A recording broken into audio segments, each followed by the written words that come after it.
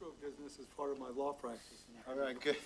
We start off the meeting here. Good afternoon. Welcome to the Board of County Commissioners Board work session. It's Wednesday, May 1st, 2024, 2:02 p.m. My name is Ty Menser, Chair of the Board. To my left is Vice Chair Commissioner Wayne Fournier and Commissioner Carolina Mejia.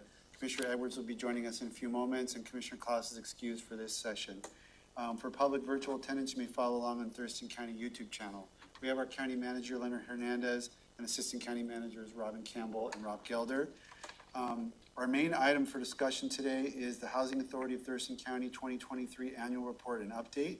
Informational session. We have our director and board members, and we'll introduce all those folks from the Housing Authority just in a moment. We're here till 4:30 if that's needed, although I don't think we'll probably be in session quite that long. Anything we need to accomplish, County Manager, before we go to the Housing Authority? I think we're ready for the presentation here. All right, Craig, why don't you introduce your team? Okay, well, thank you. So I'm Craig Chance, for the record here, the Executive Director of the Housing Authority, and to my immediate right is Karen McVeigh, and Karen is the Director of Rental Assistance, and I will be immodest because she won't be. She's like a national expert on the subject. So if you really want to get in the weeds someday about ins and outs of the Housing Choice Voucher Program, sometimes called Section 8, Karen's your person. And then our board chair, Jay Goldstein, and board member Jim Cooper. And so we really appreciate your time today to visit a little bit about the Housing Authority, and brought you a minor item here to look at, which is a pretty cool deal. It's put together by NARA, which is our trade association, National Association of Housing and Redevelopment Officials. The other commissioners available, I can certainly share with them. But what it is it was interesting calling. I heard a fairly high HUD official one day. Somebody asked him, "Why do you do this?" And he said, "It's for the children." Well, and that's the theme of this. Is every year our trade association has people who participate with the Housing Authority, either as our residents or as voucher holders, do something in the way of a poster that's in a little short statement that says, what does home mean to me? And they're really touching things. It's a little late to be handing out calendars, I suppose, but I think you'll still enjoy the messages. And next year, we're going to enter the fray and compete.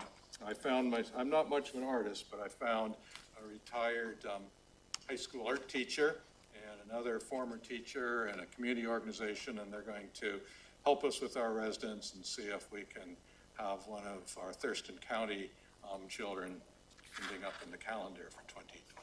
I look forward to a fun project. Out of Karen's group comes some of our great success stories. In rental assistance, one of the challenges is people make more money and then they get less rent subsidies, so it can seem kind of frustrating to people. But what we end up doing is they enroll in a program called Family Self-Sufficiency, so as their income goes up and yes, the rent goes down, the money that we would have paid for rent goes into an escrow. And the goal is eventually they don't need us anymore. And when that happens, they graduate and they get whatever's in the escrow. And last month, meaning April, we had a celebration in the office with a couple of us and the participant who graduated with the highest payout ever. It was $43,000. And this is an individual who suffered from domestic violence, didn't know a lot about finance, didn't have a bank account, had little or no money, and discovered that accounting's actually kind of fun. Enrolled in the online program through Washington State University, earned a degree in accounting, today works for one of the state agencies in that field. And so that's the kind of joy that we get to see when we have these successes out of the program, contrary to some stereotypes. People aren't on the program forever.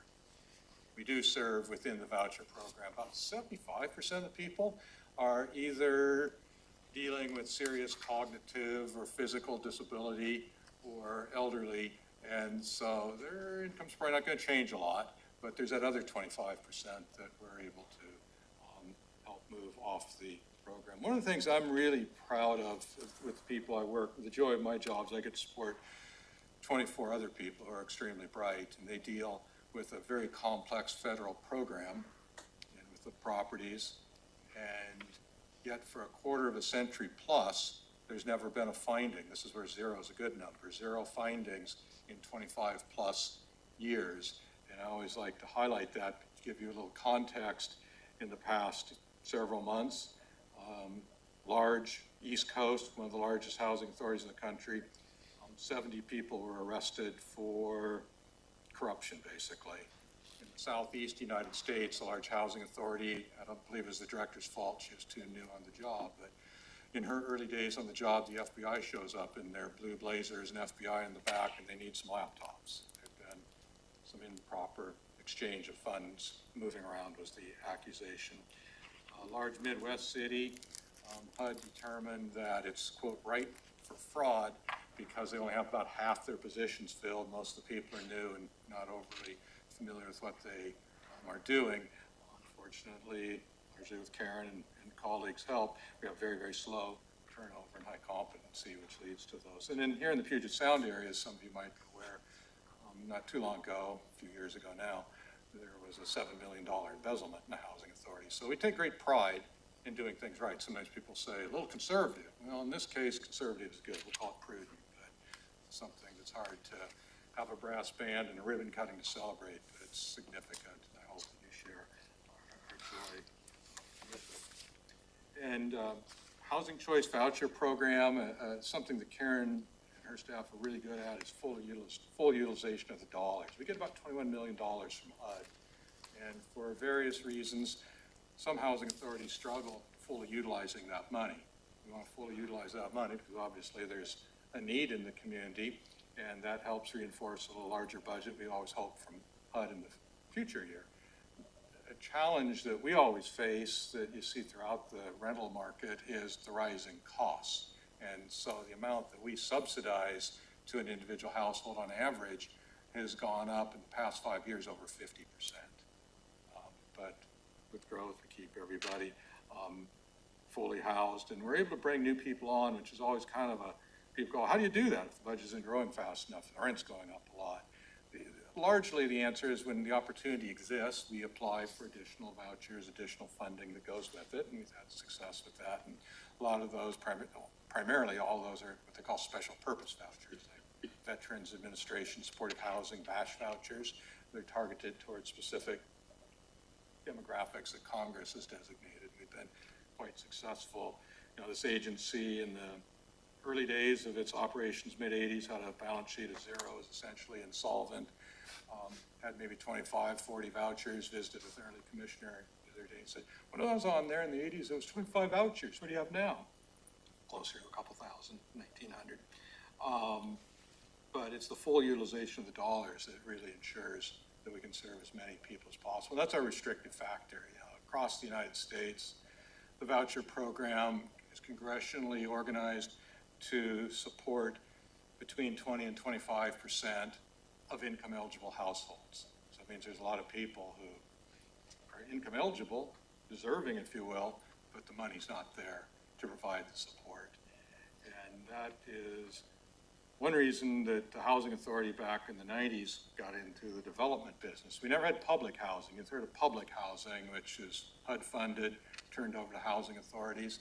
This agency never had public housing. We came into existence after the federal government moved away from creation of more public housing. That was during the 70s, the Nixon administration, to be specific, and shifted to the voucher program. The one item maybe that's a little similar to that is within that $20 million budget, we're allowed to allocate a portion of it to what HUD calls project-based vouchers. We borrowed a term from Seattle Housing Authority. We call it collaborative housing, and we contract with 9 different nonprofits. And I hate to rattle them off because I'll forget somebody, but examples would be Lehigh Low Income Housing Institute, Catholic Housing Services, Family Support Center, Community Youth Services, Behavioral Health Resources. Are these 9 organizations that have properties that serve specific special needs that we subsidize the actual units in there, and that's around $2.8 million a year for those direct subsidies. And it is a limited amount of money.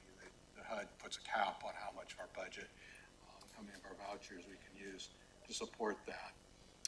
Currently in development, we have a couple of projects going. One we just finished, and Olympia Crest is our largest property, and it is off of Lily Road. It's 204, 206 Lily Road.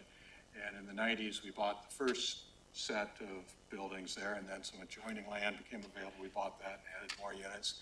And then goodness, 3-4 years ago, some additional land became available, the last final piece, and so we were able to buy that. And went through a little process. Save Olympia was cooperative. They had that area zoned, still zoned, I believe, as medical services, and it required medical services to be on the ground floor if the property was within 600 feet of Lily Road, which is the case here. But the zoning had done its job, and really it was only affecting a couple of properties. And the City of Olympia was very helpful at the staff and the council level and going through the process to do a text amendment so we could build these final 28 units that opened up in March. And the two that are in development that you may or may not know a little bit about, one is going to be called Sterling Pines. Sterling Pines formerly was known as the Tumwater Inn, or at one point in history, Shalimar Suites. And it started out life in the late 70s, early 80s as a apartment building. At some point in history shifted to being an extended stay motel, and most of the units therefore are 1s and 2s, 2 bedrooms. I think there's one unit that's a studio. So it's well suited for long-term living. Over the years, it gradually deteriorated in its quality, to be somewhat diplomatic about it. And the state came out with funds for rapid capital for housing acquisition. And I suppose in a perfect world, there'd be something like a residence inn that could be bought, minor rehab, and you're ready to go in 90 days. There just wasn't anything like that available in Thurston County, but this was available, so we were able to put together an application and were awarded a substantial amount of money from the state to acquire it and to develop it. Like a lot of older hotels, roughly half the units were occupied by people long-term, and very expensive living for them, and not a very nice place to live. And so we had a moral and legal, but I'll underscore a moral obligation to help those individuals, those households find a better place to live. And we spent from August until March finding that better place to live for everybody. And now we're doing some contamination mitigation within those units. Probably this week or next week, we'll be going out to bid. City of Tumwater's reviewed plans. There's a little fine tuning going on. It's a project that'll probably take about 6 months, and people will be living in it. And the goal there is, with the substantial amount of grant money and some money from the Housing Authority and some money from the City of Tumwater, that the individuals or households living there can pay a very modest rent, like around $500, without direct operating subsidy, which is so scarce. And the individuals that will be living there are neighbors who are 62 years of age plus. And you all get it, I'm sure. We get them every day. And we hear from seniors who are trying to live on only Social Security and can't do that. One of the people from Karen's staff came up to my office one day and said, I know we get these a lot, but this was a particularly sad story. And it was a call from a neighbor who's 78 years old. Her Social Security check is now less than her rent. Her rent went up.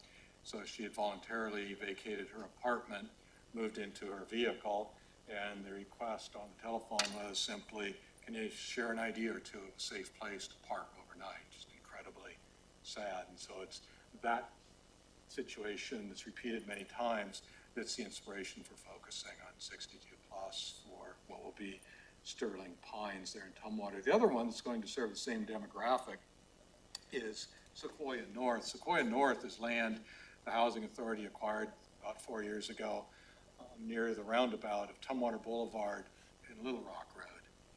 And just right on the roundabout, almost just on it, is a property we call Sequoia Landing, and it's built, I believe, in 2010. It's multi-generational, it's 40 units. So we acquired the land just to the north, and we're working with the architectural firm to design what will probably end up looking something like a cottage village. And we kind of went that route thinking, you know, sometimes for people who are in that situation, they're still pretty active. They can see their neighbors, they can walk easily, they'll have healthier interactions, more of a neighborhood. And so we're enthusiastically looking forward to that. But before we see any actual construction, we are still in the planning process on that with the architectural firm. Pretty high level version of what's going on at the Housing Authority, and I don't want to just take the oxygens. I'm sure you have questions. I have questions. Thank you. I guess going back to the vouchers, so it's 1,900 vouchers, you said, in Thurston County? Roughly, Okay, and that are actively leased. that are actively, and so I'm wondering, like, how is that decided on a yearly basis? Is it just, I'm sure that the list of people applying for vouchers is much bigger than what, you can actually give out. So how many are decided on a yearly basis? Is it just by the budget that you have and? The number of vouchers as well as the budget is given to us by HUD, and the number of vouchers is relatively static other than these occasional opportunities to increase the number and the dollars that flow with it. Just as an example for you, Commissioner, during COVID, Congress with a concept called emergency housing vouchers, which I find a little bit of a misnomer because it sounds temporary. It's not temporary. It's like all of our voucher support. It's permanent housing for as long as a household is eligible. But they gave us 68 of those and funding for it, and the version there is a little different in how the individual hooks up, which I think is the core of your question. With the emergency housing vouchers, they were for individuals coming out of the nightmare of a homeless experience or on the verge thereof, and individual households are referred to us through a family support center. For the core of the voucher program, the main housing choice voucher program, you're right, there's far more applicants than there is capacity to serve. And so similar to most housing authorities in America, periodically we open the application, you can apply. And there's like a 2-week period, and it was in November of last year, Karen, is that my memory correct on that? Yes. So it was November 2023, we opened it up for 2 weeks, and we got how many applicants roughly? Like 4,000. Yeah, 4,000 or 5,000, and that's a little unwieldy given the time it takes to move through it. And so it is candidly an electronic lottery. And so 1,700, I believe, is the number of households that were added to the wait list, and it'll probably take us 3 years to work through that. And we serve through attrition, Right. unless we get new vouchers. So roughly about 13 families go off the program a month for a variety of reasons. Some are good reasons. They're making too much money, like the example I gave earlier. Sadly, a lot of them are older. Some people pass away. There's a variety of reasons. Some are good, some are unhappy. And then my next question, thank you for that, is in terms of Sterling Pines and Sequoia North, what is the timeline for that you estimate? Sterling Pines, the motel conversion, we anticipate getting it out to bid here in the next several days. It'll happen sometimes this month. I may be optimistic when I say next week, but I hope so. But it'll be this month, barring the unexpected. And we anticipate maybe a 6-month renovation time for that. So toward the end of the year, we hope to have it ready for occupancy. Sequoia North, and thank you, you all were among the approvers of funding for that. I received a generous award from the local fund, Thurston Home Fund. And so the funding for that included Thurston County, Olympia, the local home fund, and it included the Housing Trust Fund, commitment from a local regional financial institution, and Housing Authority money. And it's a little further out because it's just in the planning stages. So tentatively, we're thinking occupancy around March of 2026. Maybe for county manager, it'd be a good little backtrack on the home fund. So the home fund was something that you could create a sales tax for permanent supportive housing. Olympia did it through a voter. They did it the hard way by going to the voters. Then our what's that? Like always. Yeah. Then our state legislators created a councilmanic route, and so the county went ahead and took that route, passed it by legislative act, and then we worked with City of Olympia on an MOU to sort of combine our monies and our advisory committees that are required by the law, and so that all through the Regional Housing Council, so we kind of get a little bit of these kind of projects where we work together to kind of create greater impact. So.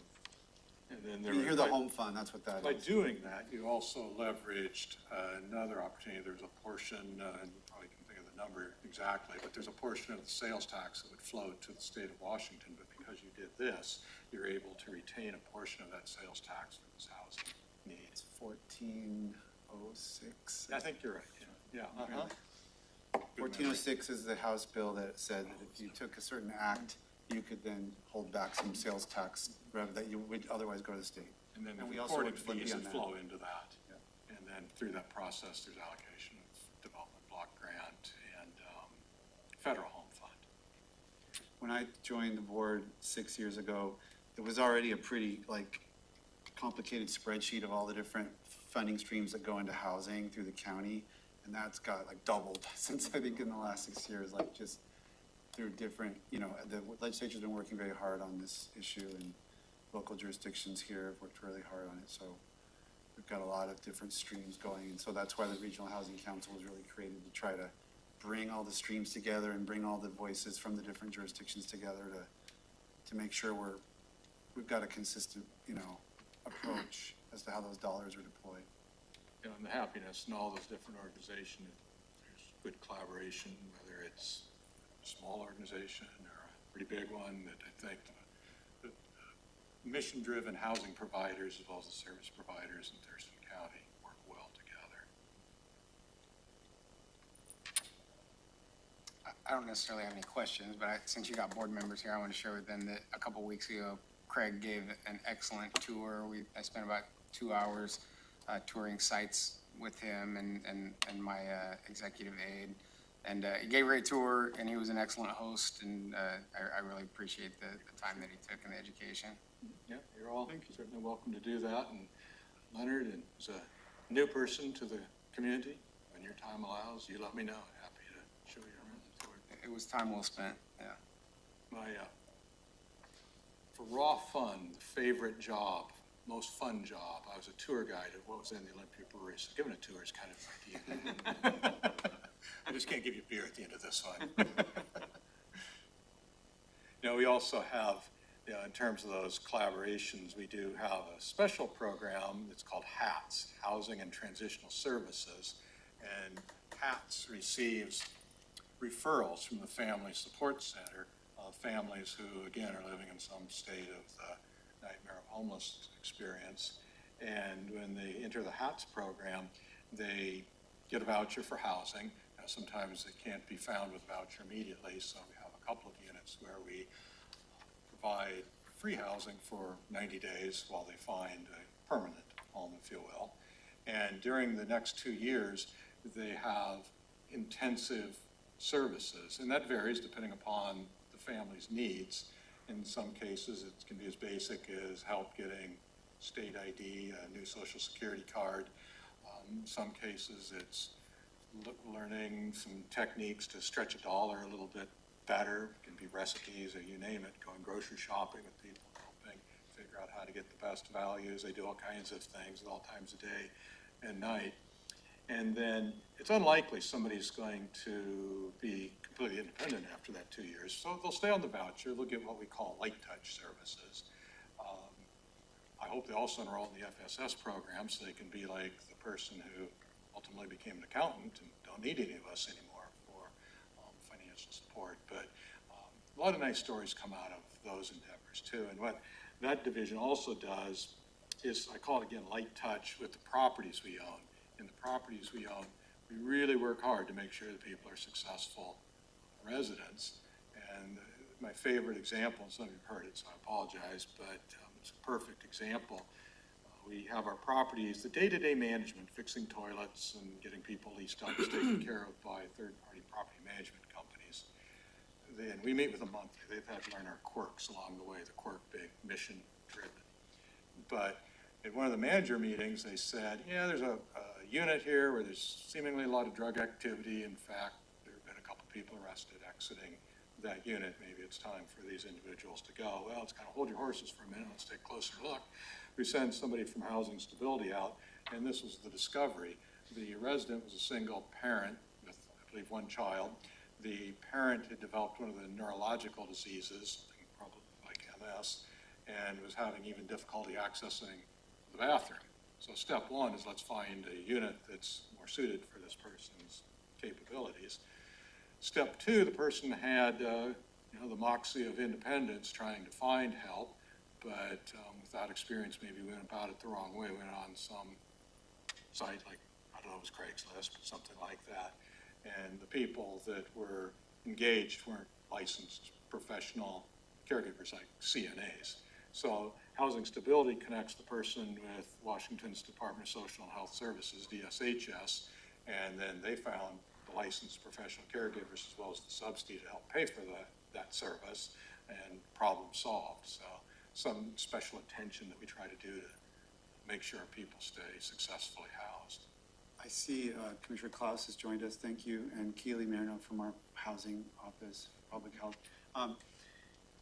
HATS, can you repeat what it stands for? Housing And transitional services. Transitional Services, and you said the referrals come from Family Support Center? Correct.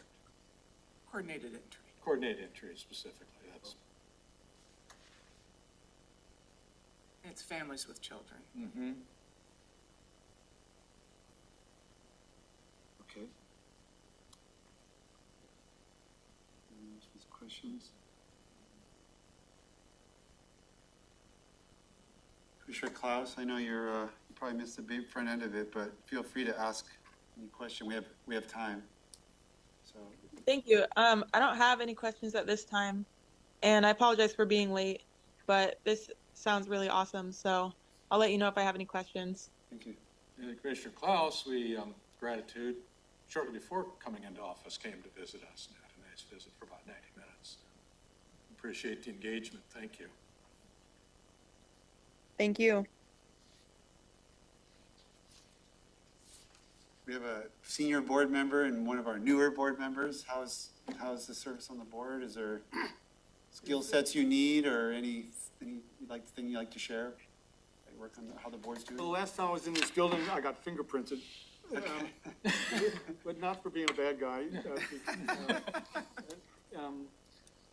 Because I had an escrow business as part of my law practice, and to be licensed with the State Department of Financial Institutions, I had to be fingerprinted. So I'm glad to be here and not get fingerprinted. I find it's I really like being on the board because it's an organization that is very professionally run and warm and professional. They know what they're doing. They do a good job. We get inspected by the feds and the state and come out with flying colors. The board members are very responsible. They feel like they're doing something worthwhile. So it's a joy to be a part of the organization. I'm really glad to be part of it. Yeah, and thank you for that. I agree with Jay. It's a well-run organization. I'm in my second year on the board, and the reason that I'm sitting here is because I had friends in the community that wanted more from the housing authority, and my assessment of that so far is we fly largely under the radar, and we need help telling our story. Like, the community doesn't know what we do largely, and I think people that are in the housing world create expectations from that and think, like I naively did in my first meeting with Craig, that if we just brought a pot of money to the table, we could print vouchers. And was naive, and we don't have really hardly any say, with some exception of how many vouchers we have and how many people we can house. And so any opportunity you see for telling the story, or sending people to Craig for new and different partnerships, or if you have ideas about what we could be doing to be partners in other projects, I know that that's how the staff do business. Like, partnerships are how things get accomplished. Just like when we in my other job, when we created the Regional Housing Council, like, it's about having everyone at the table. And one of my other goals was actually to have the Housing Authority at the Regional Housing Council. And the cool thing that happened is now we are, with one of our staff, on one of the advisory committees, just by happenstance. And so it's really great to know that is being more coordinated, and that all of the governments responsible for housing in our county are at that table. I don't think people think of us as a government entity either. They're like, go out and raise the money and do this, and it would take a lot to retool our organization. It's not necessarily impossible, but a shift like that is not something that you can do overnight. And largely it's about telling the story of the hundreds of units that we've been putting online, There's a lot. and nobody done knows by the about it. Housing Yeah, Authority. exactly. And the cool part about that is like, we don't want to risk the comfort and the rent level of those clients and those tenants in risky real estate deals either, right? Like we don't want to sell things to get the revenue to buy the next thing necessarily, because we're able to provide a really high quality product for those tenants, just like if they were renting in the open market, and maybe better in a lot of cases, as I see what the tenant, landlord-tenant relationships are in the city of Olympia specifically, to just let them have dignity in the place they're renting and keep those rents as low as possible long-term, while also having, how many units of government don't have good maintenance reserves? And we do because of that practice. Those have been great and encouraging things to learn, and I know it's a great foundation wherever we go in the future. I think I shared with some of you that you'll never see a blue tarp on our roof unless it's a temporary emergency, and that's because we are reserving. So every summer, we're doing reciting, we're painting a building, we're putting a new roof on. All those things are routinely happening, and it's a little unique in our model among our peers in the public housing authority world, where we have financially sustainable properties, and there's no reliance on what the grace of Congress might be in the years ahead, or the state legislature. We try to manage the properties so that we know they'll be maintained as high quality properties, yet far less expensive than the open market. When we outright buy a property that's already, units already existing, we call it rent preservation. A good example would be a couple, I would guess they were in their early 70s, and they owned 4 fourplexes in a neighborhood where, for reasons that I don't remember, we owned 1. They said, well, you own 1, how'd you like to have 5? I said, oh, that's intriguing. And so they came to us with the opportunity to acquire it, and by using some of our funds, we were able to have a reasonable equity with the assistance of a local financial institution, able to close within the period, because they did say that. We'd like to do it with you, but you still have to close it by a certain date, and it was not all that long. We were able to do that. And then we go in there and we have been replacing some of the siding, we've done some painting, some deck replacement, some kind of critical things. But if it was in the private market, I imagine somebody by now would have put stone countertops in there and stainless steel appliances, and the rent would have jumped $500. And we keep it the same, and the differential becomes greater as time goes on between the market and what we charge. Yeah, All right, full house. The gang's all here. it's just hearing those numbers, right? And the 4,000 to 5,000 people who apply to it. And then also trying to connect that with the survey that was done by Public Health and Social Services in regards to the people who receive rental assistance.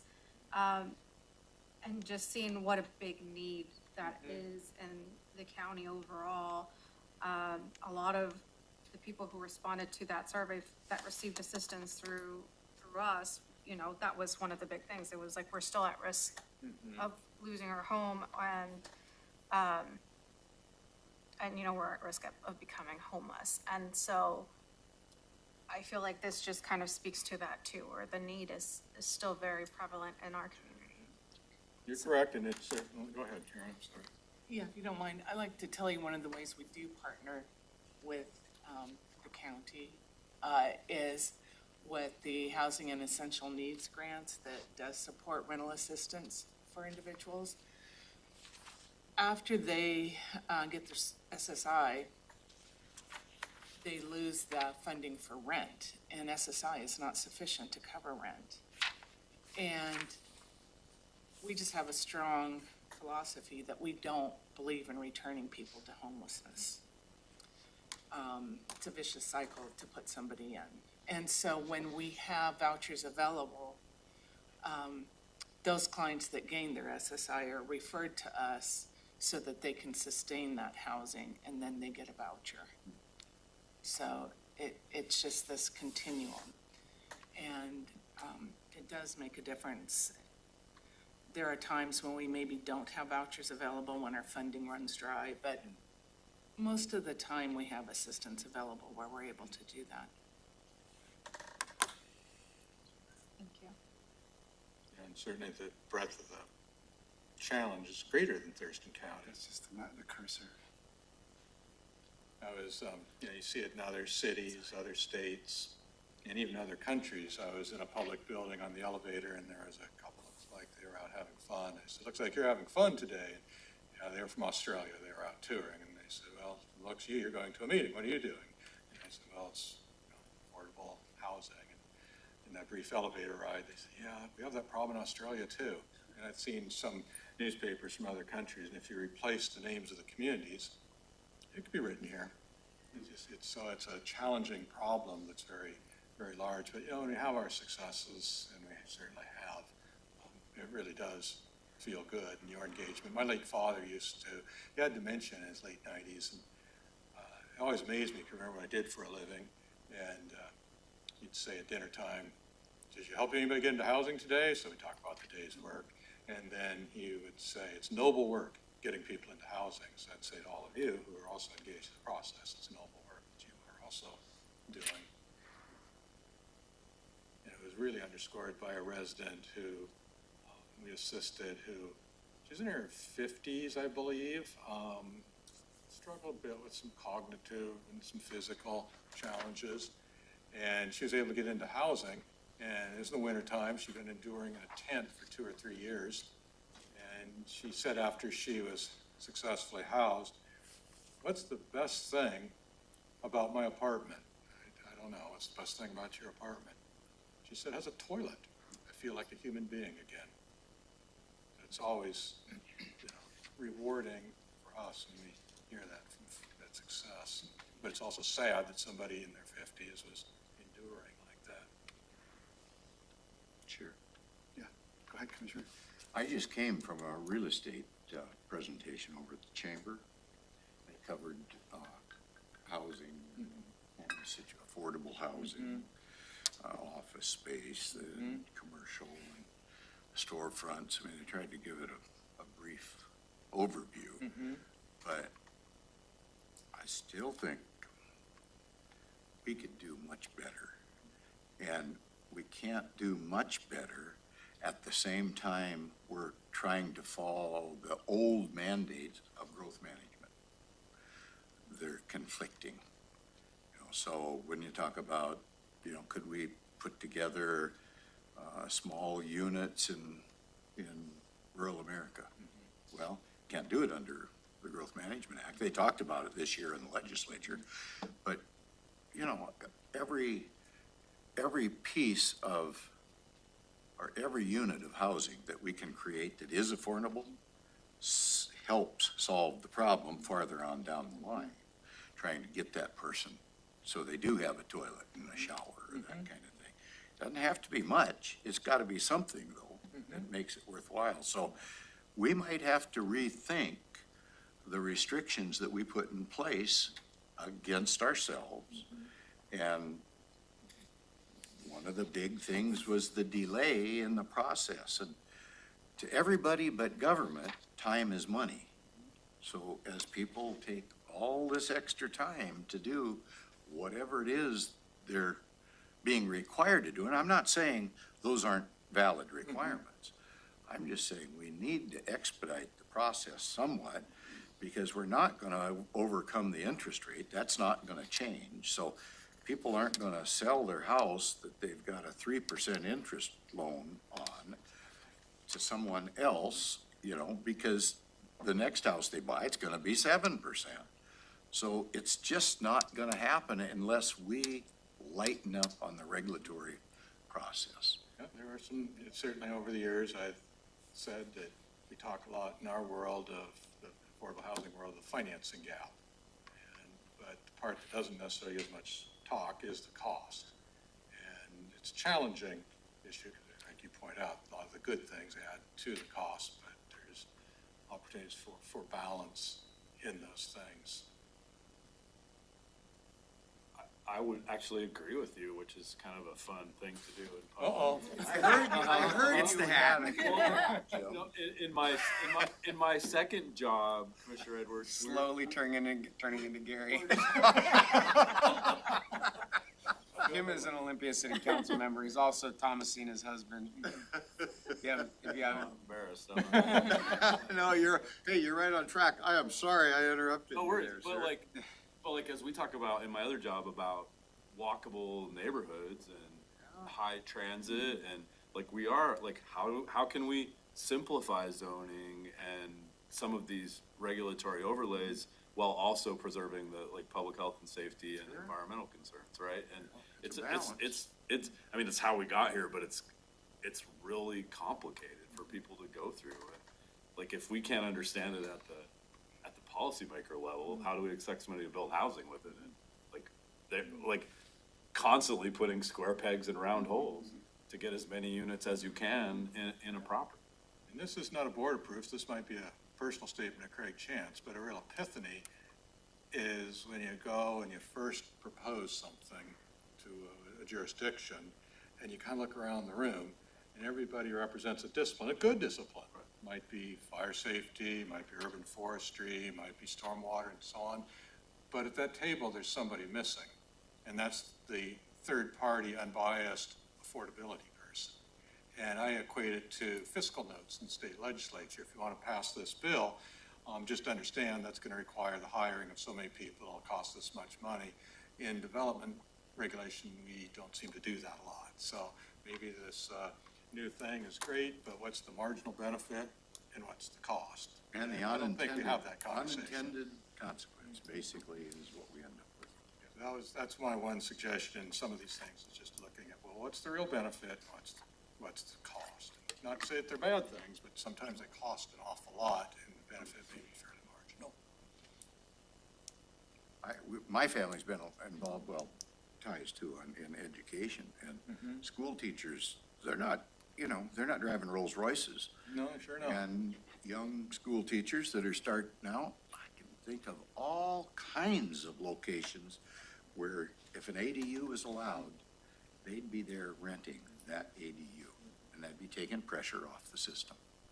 But we can't do it right now. For the people who are in our generation and are skeptical, why can't those young people do it? This is the example I give them. When I finished my formal education in the 80s, rent was maybe 15% of my income. Pretty modest. Today it's probably 40, 50. Whoever's doing what I was doing at the time or something similar is probably, because of inflation, paid 2.5 times more than I was. The problem is the nice little one-bedroom apartment that I enjoyed is probably an equivalent of 6 or 7 times as much. Yeah.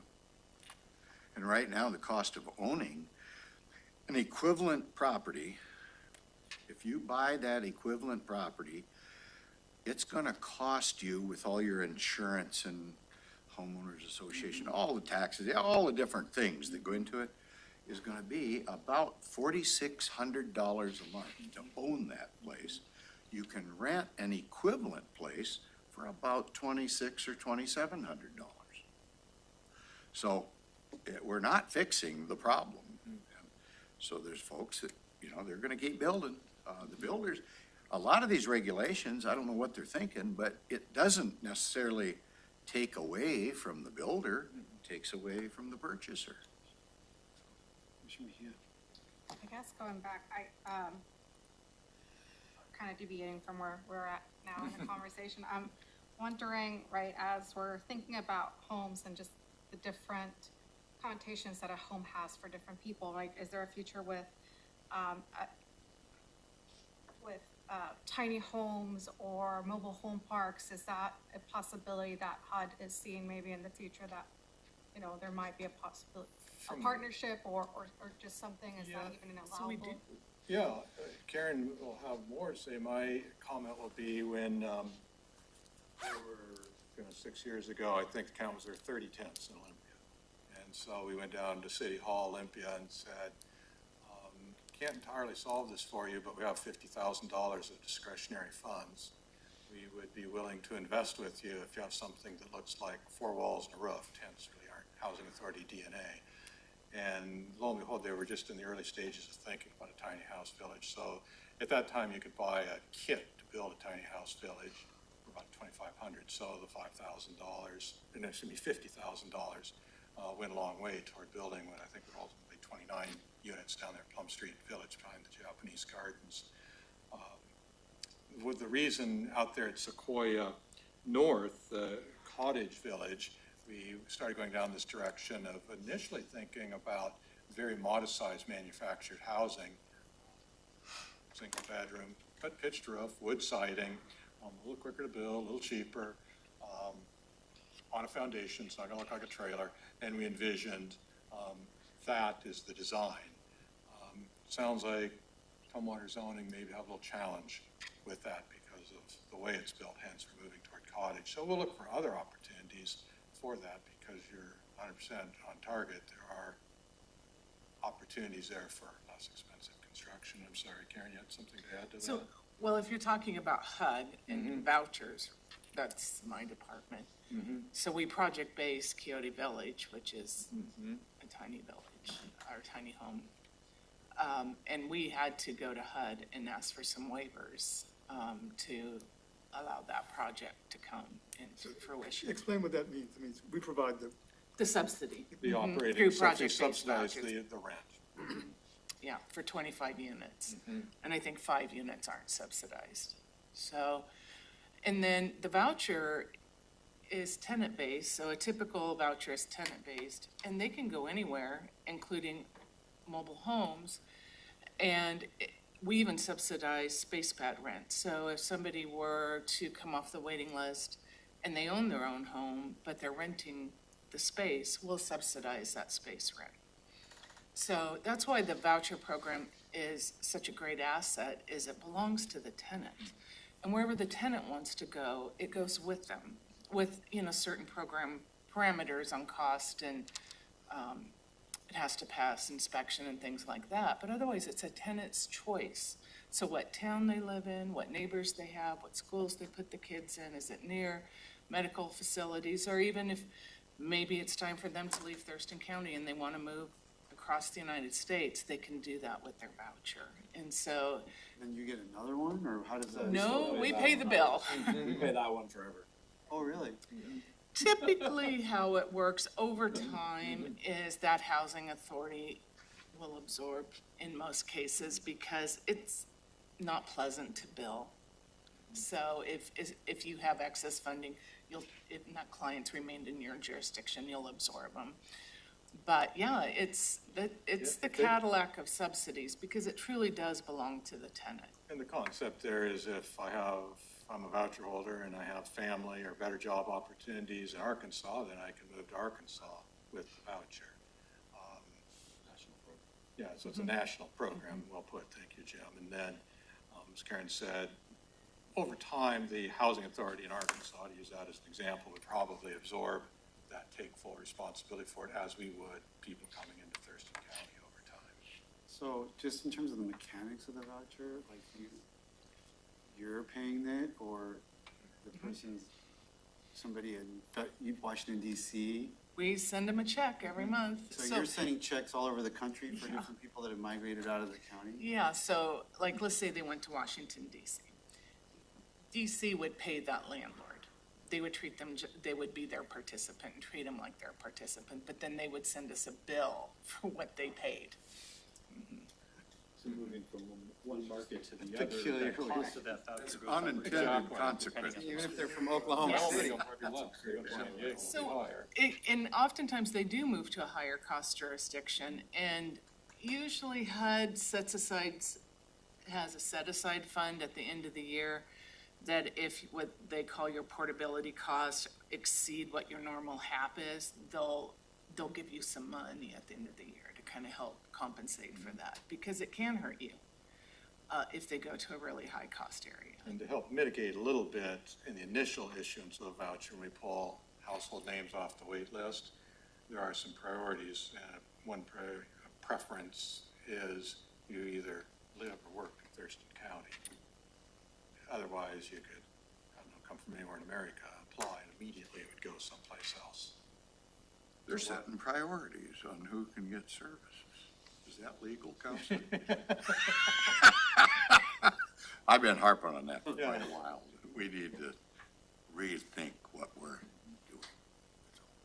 Correct me if I'm wrong, but that's always a challenge between the number of vouchers and the budget you have, because it is capped. And depending on the cost of those vouchers, then that could exceed basically the budget. You could have Right. unused vouchers. In today's because you don't world, have the you- budget yeah. to support all the vouchers. The actual authorized voucher is a little over 2,000. But because of, it's 2,200, the cost, as rents have risen much faster than incomes, it's the budget authority that's the restrictive factor That's what for you said us. was like around 1,900. Right. And, they're, well, why don't you get them all out there? Would love to if the money was there. And what HUD does is they set what they call fair market rent. And that's about the 40 percentile of what they perceive based on their studies of what an apartment should cost in Thurston County. So they're nice apartments, but they're not luxury apartments. And then we are able to make a decision as a housing authority of a payment standard, which is in the 90 to 110% generally of that number, with some exceptions. Right now, we're operating 105. If we lowered the payment standard to be too low, I would save money, but we wouldn't lease anybody up, just given what the cost of housing is in Thurston County. And our current residents would be rent burdened. Right. So it's a great balance. This is the world expert at balancing that out. There's arithmetic, and we go through a complex model with HUD every 6 weeks, trying to make sure we try to land on that dime. But there's a fair amount of intuition with somebody who's been doing it for over 30 years. You know, I'm actually, I'll get in trouble for saying this, but what the heck? Do tell. But, I'm actually surprised that HUD still gives money to the state of Washington. I don't know, not very many of you are probably familiar with the Bagnerial and Walgreen when they were convicted in the gambling fiasco of prior tribal gambling. The GAM scam. Yeah, right after that, that's right. Right after that, the legislature passed what's called one-party consent. They eliminated one-party consent. In this state, we can't do a white-collar crime investigation worth a darn. And I can tell you, I've had a lot of people tell me that there's a lot of skim going on.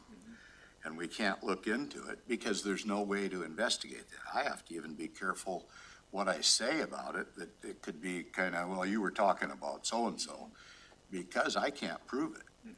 But I know it happens. I mean, I think was Earth First, was that Jimmy Carter's deal? Was that it? In a period of time, I don't know what his. He was big in that. He was big into Habitat. Habitat for Humanity.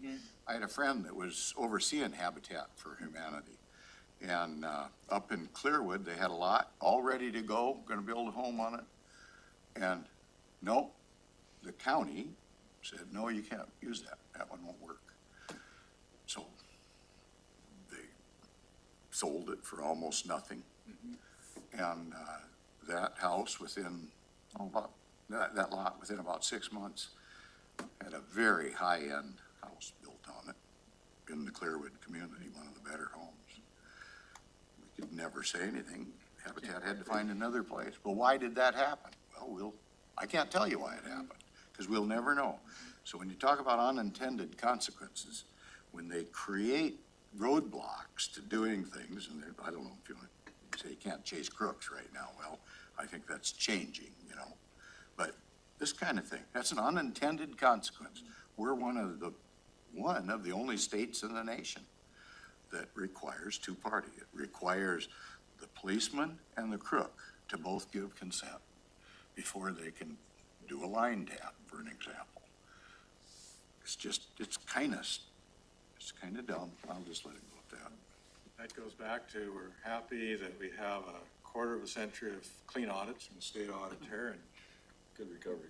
run a clean ship. And it's also a little bit the way the RCW organizes housing authorities in Washington. In some states, they are departments of a city or a county. in our RCW, there's a certain separation, obviously, from the founding organization, in this case, the county. So the county appoints 5 of the commissioners to staggered terms, and then the 5 commissioners that all of you ultimately appoint a 6th person who by law is a person who receives rental assistance from us. So that's the governance, but it's set up as a separate corporation, which incidentally in our bonding, it's always in big, bold print, not an obligation of the state of Washington, the county of Thurston, or any other governmental entity, so that those buying the bonds understand you're looking at only the housing authority. So we, right before you came in, I was outlining, yes, there are some scandals that have happened in the industry, and so we try to be prudent, conservative, to avoid that, because boy, if you're sitting in Congress and you see too much of that, you're that much more reluctant. Well, most folks are there to do the right thing. There's no question about that. Always the bum actor that seems to get involved. Okay, any other questions? Thank you so much for your time. Thank So you. we appreciate Thank you yours. for all you folks do. Appreciate your work. Thank you very much. Yeah, me too. Thank you. Thank you Thank for your you. support. Yeah. Thank you. Any of you, And you did bring especially your hat. Well, good the for new you. guy, you know, call us up if you want to take a tour. Thank you, Leonard. Thank you. Thank you, Robin. Thank you. And Gary, I handed these up for you. Got Oh, yours. okay. This fits right into your ones. This is what some children put together. We're going Oh, to try to good. compete this Okay. year. I found an art teacher to help us. so. Super. Yeah. Okay, good enough. Thanks. Yeah, we'll do that. Thank you. Okay. Commissioner Klaus, I'm gonna put your calendar on the round table in my office. Just come get it, or I'll put it on your round table in your office. Okay, perfect. That sounds great. Thank you so much. You're welcome. Commissioner items is up next. If anybody's got anything needs to be addressed this afternoon. I got some things, but I'm not ready. We're gonna have plenty of commissioner items time coming up. We covered them extensively this morning. Okay. Dang it. Yeah. It was quite, I tried- quite the I was- meeting. I had conflicts. I couldn't be here. I took up the full 2 hours additional. I believe that. I don't know how to feel about that. You're always good for a commissioner item or two. We're all looking at you. Well, Your mouth is okay. open. Okay, bring your child to work day. I guess I just wanted to thank the quick thinking of setting that up. I saw the email from Public Health and Social Services, and I look forward to next year actually having a formalized event for all the kids to join. And just great job, and it's very nice to see. Should it be, is there an official day that it's done, or is it something that could be done during the summer when they're not in school? It There's an could be, official- yeah. There's There's an official day that we're lined up with? We don't have to line it up. But we don't if have to want. line it up. Before and. That was the same question I had. Yeah. I mean, the kids probably love getting out of school, Right. so I wouldn't want to ruin that for them, but. I think it's rotated in the past, from doing it on the actual day to sometimes deviating from that as well.